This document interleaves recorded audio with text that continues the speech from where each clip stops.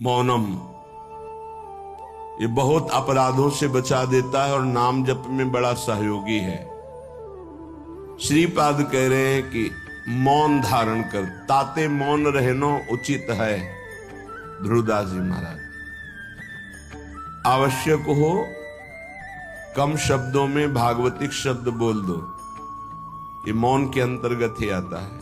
अनावश्यक बिल्कुल ध्यान नहीं देना, कोई प्रणाम नमस्कार, कोई नाना प्रकार के संबोधन प्रश्न बिल्कुल नहीं बोलना, मानो आप पागल हैं, सुना ही नहीं, देखा ही नहीं। यह महापुरुषों की बात कहते हैं। पास समीप बैठे हुए प्रश्न कर रहे हैं, वो दूसरी दिशा को देख रहे हैं, गंभीर मुद्रा है, बोलते रहो। इतना धैर्य होना चाहिए उपासक में कि सामने वाला बोलता रहे, अपने को कोई फर्क नहीं पड़ता। आवश्यक है तो बोल दिया, नहीं तो अनावश्यक हम उसको कहेंगे भी नहीं कि चुप रहो, उठ के जाओ यहां से, नहीं। मौन है, हम उठ के चल दिए। अपनी तरफ से बिल्कुल वाणी को बहुत संयम में रखें। दूसरी बात कह रहे हैं कि समस्त व्यवहार को जो शिथिल कर देता है, ये व्यवहार ही तो फंसाए हुए है संसार को। लोक धर्म, त्यज लोक धर्मान, अगर भगवत प्राप्ति करनी है तो धर्मम भजस्व सततम त्यज लोक धर्मान। लोक धर्म का त्याग अत्यंत अनिवार्य है। विरति बहुकर्मा निरत निरंतर सज्जन धर्मा। छठदम शील विरत बहुकर, ये भक्ति का लक्षण है। छठदम शील विरत बहुकर्मा निरत निरंतर सज्जन धर्मा। उन धर्मों का आचरण करते हैं जो साधु जनों के द्वारा आज्ञा दी गई, विधान किया गया है। शास्त्र जिसे विधि कहते हैं भगवत प्राप्ति के लिए। विरत बहुकर्मा, वो निरर्थक व्यर्थ प्रापंचिक पापात्मक कर्मों का पूर्ण रूप से त्याग और ऐसे व्यवहारिक कर्मों का भी त्याग जिनमें उलझ करके भगवत चिंतन छूट जाता है। क्या मिलेगा अगर ऐसी स्थिति कर ली जाए? मौन, निरंतर नाम जप, व्यवहार को शिथिल कर दिया गया तो बोले सदा जागृत प्रायः क्षण मुदित तंद्रोति मधुरम।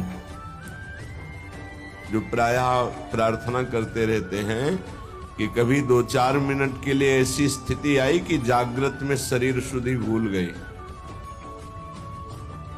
एकमात्र आराध्य निकष कुंज ठाढ़े भये भुजा परस्परंश। श्री राधा वल्लभ मुख कमल निरखि नयन हरिवंश।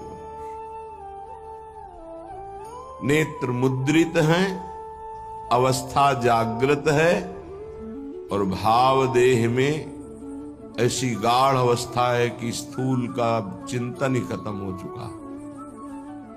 ये अवस्था है वृंदावन प्रेम की। सदा जागृत प्रायः पर क्षण मुदित तंद्रोति मधुरम। जैसे तंद्रा में, ऐसी स्थिति पर बिल्कुल जागृत, नेत्र मुद्रित हैं, मुंदे हुए हैं, तंद्रा जैसी। मधुर मधुर मधुरम तदा लोके वृंदावन भुवि निज प्राण मिथुनम। प्राण मिथुन श्री युगल सरकार दिव्य वृंदावन की निकुंज के प्रथम द्वार पर गलवहियां दिए हुए आ रहे हैं। ये उपासक देख रहा है। ये लिखा हुआ केवल नहीं है, यदि आप सही चलोगे तो वो झलकने लगेंगे आपके नेत्रों में, वो छा जाएंगे। क्या देखता है उपासक? अकस्मादेकस्मान नवललित कुंजाद बत बहिर भवत स्मित्वा नव्यम तरुण मिथुनम लौकिकमिव। लौकिकमिव, जैसे हम आपको देख रहे हैं ऐसे ऐसे प्रिया प्रीतम के दर्शन होते हैं। ऐसे नहीं, वो केवल भाव में ही देख रहा है। गतो दूरम दृष्ट्वा पुनरथ निवृत्य स्वदैतौ विलोक्ष्याम वृंदावन भुवि महाप्रेम विकलः। जिसने सारे संबंध विस्मृत कर दिए हैं, कोई हमारा नहीं प्रिया प्रीतम से। इतना अपनापन हो कर लिया कि हृदय में किसी का संबंध नहीं, किसी का स्मरण नहीं, कोई व्यवहार नहीं, मौन धारण किए हुए निरंतर नाम जब जागृत अवस्था में मुद्रित नेत्र प्रिया प्रीतम के ध्यान में डूबा हुआ, उसको ये सौभाग्य मिलता है। अकस्मादेकस्मान नवललित कुंजाद बत बहिर्भवत स्मित्वा नव्यम तरुण मिथुनम लौकिकमिव। अकस्मात सहसा उसको नूपुरों की ध्वनि सुनाई, एकदम मुड़ करके देखा, सब गायब। अद्भुत निकुंज, उस निकुंज में मंद मंद मुस्कुराते हुए स्मित्वा नव्य तरुणम, तरुण अवस्था में प्रथम भूमिका, तारुण्य प्रथम प्रवेश समय यस्या महामाधुरी, 13-14 वर्ष की अवस्था का स्वरूप, नव किशोरी, नव किशोर, लौकिक में हो, ऐसे जैसे हम आपको देख रहे हैं, आप हमें देख रहे हैं, ऐसे दर्शन होता है। अहो भाव, ये धाम ऐसी कृपा करता है। इसमें कोई साधन प्रधान नहीं भाव रहता। धाम कृपालु है, पर उस कृपा का अवगाहन करने के लिए तन्मयता चाहिए, आराध्य देव की तन्मयता चाहिए, तभी मौनम, व्यवहार शिथिल, निर्मम, किसी से कोई ममता नहीं। ये जब निकले हो तो वस्तु प्राप्त करो, इधर उधर नहीं। सबसे भूल हो जाती है। यहां किसी को अपना मानना, कुछ अच्छा लगना, कुछ सुखद लगना, ये सब भगवान की विचित्र माया के द्वारा चित्त का आकर्षण किया जाता है। भक्तों के जीवन में इसीलिए ऐसी घटना घटती है कि कीन हो इसका बहु अभिमाना, शोक हो वंच कृपा निधाना। कृपा निधान भगवान देखते कि मेरे भक्त में जितेंद्रियता का अभिमान है, ब्रह्मचर्य का अभिमान है, पवित्रता का अभिमान है, तो फिर वो ऑपरेशन कर देते हैं, फिर वो अभिमान नहीं जागृत होता। ऑपरेशन बड़ा विचित्र होता है भगवान, कहो उपहास करवा के, अपमान करवा के, या विवेक के द्वारा, या उनके प्रियजनों के द्वारा निरादर करवा के, कई तरह के वृत्तियों से भगवान ऑपरेशन कराते हैं अपने जन का। हृदय जब निर्मम होता है, ममता रहित, अहंकार रहित, व्यवहार रहित, एकमात्र प्रियालाल में अपनापन, तब ये स्थिति का रसास्वादन होता है। आवत सी वृषभान,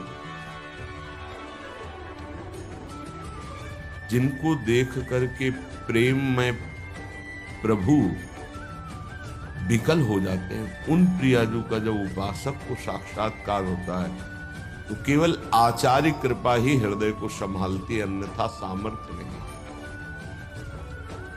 ऐसा रूप श्री लालजू महाराज का है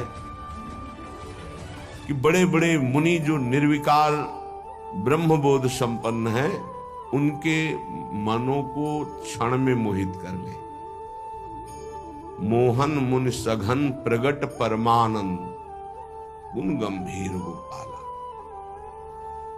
ये मोहन मदन त्रिभंगी, मोहन मुनि मन रंगी, मुनियों के मन में अपने प्रेम रंग को रंग दिया। ऐसा रूप सुखदेव मुनि, बड़े बड़े महात्मा जो ब्रह्मबोध त्यागी, वैरागी, जहां कहीं भी शब्द स्पर्श रूप रस गंध का लेस भी आकर्षण नहीं, उनको आकर्षित करके बलात् अपने रूप का प्रेमी बना लिया। ऐसे रूप सौंदर्य समुद्र प्रभु अनशन पर भुज दिए बिलोकत इंदु बदन बिबियोर, करत पान रस मत परस्पर, पर लोचन त्रसित चको, फिर भी नेत्र प्यासे हैं। ऐसे युगल सरकार को जब उपासक देखता है उसकी क्या दशा होती होगी। मछली की तरह आनंद में तड़पता है वृंदावन की भूमि में लौटता हुआ। जैसे मछली विकल होती जल के लिए, ऐसे आनंद विकलता में तड़पता है। श्रीपाद कह रहे, मंद मंद मुस्कुराते ही नूपुर धुनी हुई, देखा नवनिवृत्त निकुंज, और नवनिवृत्त निकुंज की वीथी से गलबहियां दिए हुए मुस्कुराते हुए आ रहे हैं।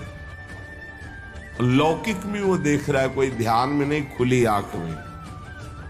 और गतो दूरम दृष्टवा, समीप से ही ऐसे दूर जा रहे हैं। फिर कृपा करी पुनरथ निवृत्त स्वदैतौ, वो पुनः गलबहियां दिए हुए दूसरी वीथी से फिर सामने आ रहे हैं। अपने प्रीतम युगल किशोर का ऐसा कृपा प्रसाद दर्शन पाकर विकल हो गया और भूमि पर विलोक्या श्याम वृंदावन भूमि, महाप्रेम विकला, गिर गया भूमि पर, प्रेम विकल हो गया। समीप युगल सरकार आए और दुलार करके उठा रहे। श्रीपाद कह रहे, ऐसा मेरे जीवन में कब होगा? पुनरथ, पुनः मुझे ऐसा कब अवलोकन होगा? जैसे श्रीमद राधा सुधा निधि में बार बार मांगा गया कि मुझे ये सेवा मिले, मुझे ये दर्शन मिले, मैं ऐसा देख पाऊं पुनः। ऐसे श्रीपाद यहाँ कह रहे कि ऐसा दर्शन कब मैं प्राप्त कर पाऊंगा पुनः? जो हमारे साथ घटना घटी कि अकस्मात नूपुर धुनी हुई, उधर देखा नवनिवृत्त निकुंज, और सुंदर वीथी से युगल सरकार मुस्कुराते हुए परस्पर वार्ता करते हुए आ रहे, और समीप से दूर गए, फिर दूसरी वीथी से आ रहे। उनको ऐसे देखकर प्रेम विकल होकर के वृंदावन की भूमि में मूर्छित हो गया। आनंद मूर्छा, विलोक श्याम वृंदावन भूमि महाप्रेम विकला। फिर सरकार किशोरी किशोर आकर दुलार करते हुए, ऐसा कब होगा? कितना अपार सुख उस उपासक को मिल रहा होगा जो ऐसा अनुभव कर रहा है, ऐसा देख रहा है। श्रीपाद कह रहे, कदा वा स्वच्छंदम दिन रजनी वृंदावन वने, चरण ने कहा स्वस्त्यद्भुत नव निकुंज अयालिशु विषम, अकस्मात् देवा लौकिक मधुर कैशोर शुभया, इतो ना त्वं याया इति मृदुगिरा वारयति माम। श्री वृंदावन में रात दिन व्यतीत करते हुए प्रियालाल को पुकार पुकार कर प्रेमियों के कुछ अलग रहने, बिरह कमंडल कर लिए बैरागी दूने, मांगत दर्श मधु करी छके रहत दिन रैन। रात दिन एक ही मांग है,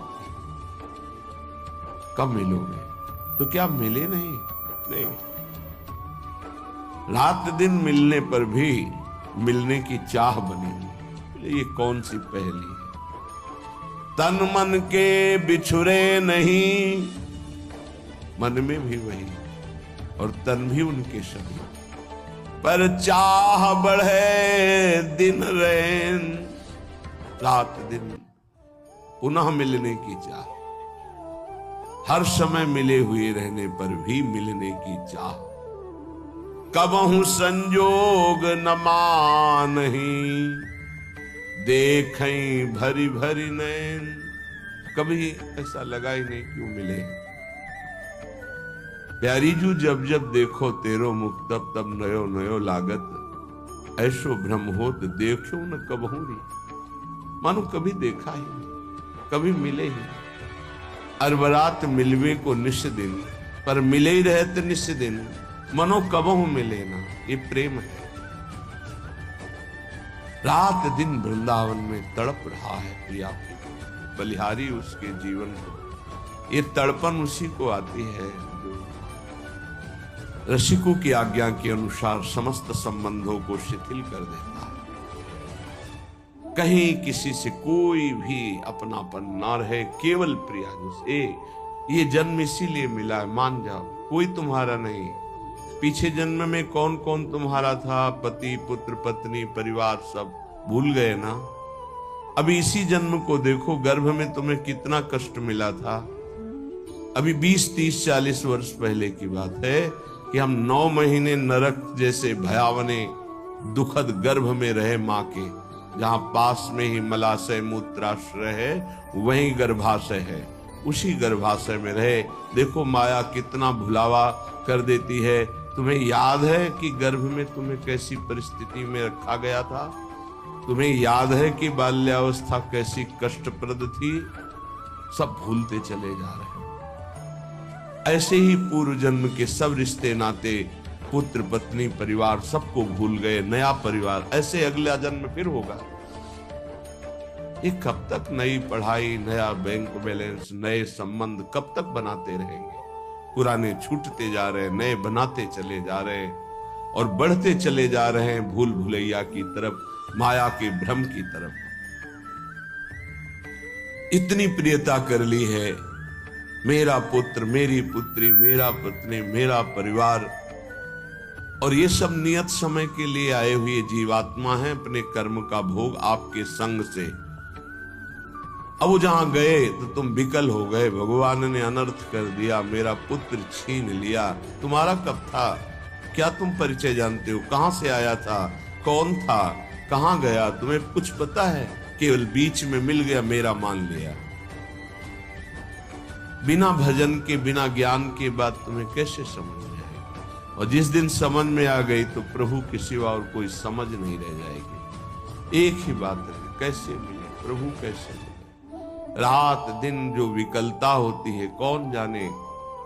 या तो वो जाने जिसके सिर बीत रहे हो, या भगवान जानते हैं, दूसरा कोई नहीं जान सकता। अंतर दाव लगी रहे, धुआं न प्रगटे कोई, कह जाने दिल आपनो या जा सिर बीती होए। जिसके हृदय में प्रीति अपना प्रभाव दिखा रही, वो जान रहा है या भगवान जानते? दूसरा कोई जान ही नहीं सकता उसकी स्थिति को। जो निर्मम है, निरहंकार है, निरंतर भगवत चिंतन परायण है, उसके हृदय में प्रेम विकलता जागृत होती है। श्रीपाद कह रहे हैं, कदावा स्वच्छंदम दिन रजनी वृंदावन वने। स्वच्छंद का तात्पर्य होता कोई भी पारिवारिक सांसारिक आकर्षण रहित, कोई भी आकर्षण नहीं, अपरिचित की तरह। वृंदावन ऐसे रहे मनो चिन्हारो नाय। समझाओ तो समझ नहीं आता, लगता है कि ये हमारे प्रेमी जनों को छुड़ा रहे हैं। नहीं, तुम्हारे प्रेमी जन से मिला रहे हैं तुम्हें। ये तुम्हारे प्रेमी जन नहीं, ये मायाकृत ढांचे तुम्हारे प्रेमी नहीं हैं। ये ढह जाएंगे काल के द्वारा, आज नहीं तो कल। प्रेमी है प्रियालाल, ये असली प्रेमी। इन्हीं से अनंत जन्मों से बिछुड़ते हुए हम भटक रहे, अब अवसर आया है मिलने का। बहुत कृपालु, प्रतिपल कृपा करके संभाल रहे हैं, बचा रहे हैं, अपनी तरफ घसीट रहे हैं। पर हमारी दुष्टता की हद है, उनकी कृपालुता की हद है। तो ही मोही पड़ी होड़, मूसो न बिगाड़न को तुम सो न संवारन। वो बार बार संभाल रहे, संभाल रहे, हम बार बार बिगाड़ रहे, फिर भी उनको गुस्सा नहीं आ रहा, फिर भी वो कृपा ही हम पर कर रहे हैं। सच्ची मानिए, हम अगर कुछ कर सकते हैं तो अपना बिगाड़ सकते हैं, बस यही कर सकते हैं। अगर कुछ बन रहा है तो केवल प्रभु कृपा से बन रहा है। आप समझ नहीं सकते, माया की ऐसी चाल है, नहीं समझ सकते। कुछ बन पा रहा है तो प्रभु की कृपा से। हमसे जो बन पा रहा है वो बिगाड़ ही हो रहा है, भगवत प्राप्ति के विरुद्ध ही हम जा रहे हैं। अगर कहीं कदम भगवत प्राप्ति की तरफ चल रहे हैं तो केवल भगवत कृपा वही संभाल रहे हैं। देख लो आप इसी जन्म के रजिस्टर को अपने हृदय में देख लो। जितना आपको ज्ञान है उसी से आप अपना निर्णय कर लो कि अगर आपको हर चेष्टा का दंड मिले जो आपने किया तो कितने जन्म आप भोगोगे। क्योंकि एक गलती का आजीवन कारागार में वास मिलता है भारतीय संविधान के अनुसार, तो भागवतिक संविधान के अनुसार जो तुम्हारे पाप खुले नहीं, बहुत से बड़े बड़े भयानक पाप कर डाले हैं, भ्रूण हत्या, गर्भ हत्या, व्यभिचार, नाना प्रकार की कितनी कपट भरी चेष्टाएं, धन कमाने के लिए कैसे कैसे छल कपट किए, सोचो उनका सबका हिसाब यदि तो कितने जन्म हमें भोगने पड़ेंगे। एक जन्म में नहीं भोग सकते। एक जन्म के लिए तो एक केवल अपराध है जो तुम्हें आजीवन कारागार में बंद करा देगा, जो तुम्हें एक जीवन को नष्ट करके फांसी में चढ़ा दिया जाएगा, एक अपराध का फल। और ऐसे करोड़ों अपराध हमारे अनंत जन्मों में हुए हैं, पर प्रभु के मार्ग में हम चलने लगे, ये केवल कृपा, ये हमारी कोई साधना नहीं, ये केवल हमारे लाडली लाल की कृपा। ऐसे अपराध भयानक छुपे हुए हैं जिनका दंड मिले तो हम सैकड़ों जन्म भोगे तो भी नहीं पार पा सकते। भारतीय संविधान में देख लो कानून, फिर शास्त्रीय संविधान तो बहुत ही कड़ा है, इसमें तो किसी तरह छल कपट भी कर सकते हो, शास्त्रीय संविधान में नहीं, क्योंकि वहां सब दैवी शक्तियां आपको प्रतिपल देख रही हैं, तुम्हारी गवाही या वकालत की जरूरत नहीं होती, एक सेकंड में सब हिसाब किताब हो जाता है। वहां ये थोड़ी कि तुम्हें बैठो आदर के साथ तुम्हें बैठा लें, फिर तुमसे पूछें, फिर गवाही, फिर नहीं साहब हमने ऐसा नहीं किया, ये सब कुछ नहीं। एक सेकंड के कम हिस्से में पूरा हिसाब, अनंत सृष्टि है, इतना समय नहीं है वहां किसी गवाही की जरूरत, और एक सेकंड का भी हिसाब चूक नहीं होगी। सत्क्रिया और असत क्रिया अगर एक सेकंड में हुई तो उसका भी हिसाब होगा। इसीलिए जो विवेकी जन बहुत सावधान रहते हैं, थोड़ा जीवन है, इस जीवन को पवित्र बिता करके धरोहर की भांति, जैसे कोई तुम्हें सुंदर वस्त्र दे और तुम उसे रखे रहें कि ये उसका है, पवित्र वस्त्र, ज्यों का त्यों वापस कर दिया, उसको गंदा नहीं किया, वो होता है महात्मा। चदरिया जैसी की तैसी धरी दीनी, चदरिया झीनी रे झीनी। ये शरीर रूपी चद्दर भगवान ने दी, निर्मल रखो, इसको मलिन मत करो। मलिन हो गया तो गुरु कृपा उसको पवित्र कर देगी। आश्रित रहो, आज्ञा का पालन करो, भगवत प्राप्ति के लिए कमर कस लो, ये जीवन केवल भगवान के लिए।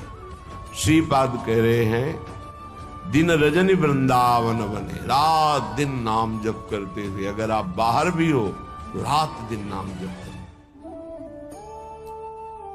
आप सोचते हैं पढ़ लिख कर कोई ऐसा पद मिल जाए, रुपया पैसा मकान हो, बस हम सुखी हो जाएंगे। पद कुछ नहीं, रुपया कुछ नहीं, मकान कुछ नहीं, स्थिति।